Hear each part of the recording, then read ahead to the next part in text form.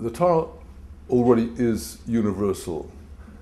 Not only are the Jews studying the Torah at all levels in the yeshivas, in the theological seminaries and throughout, but the Torah is known through the Bible to the whole Christian world, and the Torah comes up in many shapes and forms through the Quran, and the principles of the Torah have indeed spread to the entire world.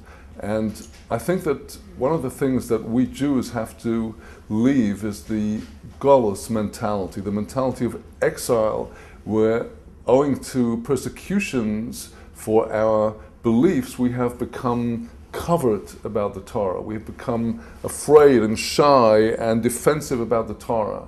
And I think that since so many of us today are no longer speaking the Yiddish of the ghetto, but we speak the languages of the nations, we speak English and French and Russian and so on, now is the time to drop our inhibitions and have the pride in what truly is God's universal message to mankind. At a time when there is so much divisiveness, when people are talking about religious war and ideological war, I think it's time for the Jews who have God's Torah, all of whose ways are peace, to get up and talk about what the Torah teaches to all of us. Now, the concept today of the 7 universal laws that apply to everyone is known.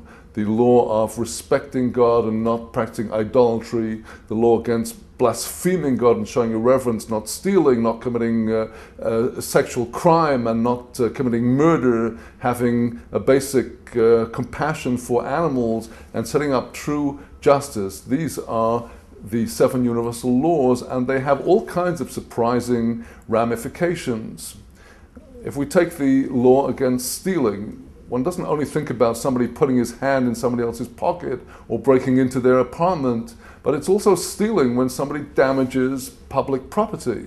Well, if this value were taught in our school systems and people understood that this is part of the individual's relationship with the divine creator of all, this would lead to a whole new attitude.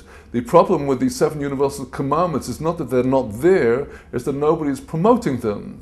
You never see a single advert on television recommending people to do the easiest thing in the world, which is just to move your lips and say prayers to God from your own heart. This is the completely free, nobody charges for you. You can do it any time, any place. Why don't we have more promotion of this? This is part of the love of God. If we were promoting these 7 universal laws without asking anybody to convert to the Torah, if we were able to say to all of the Gentile nations, we don't need you to deny your faith and your belief, but to understand that your belief and our belief have these things in common, we will be promoting universal peace.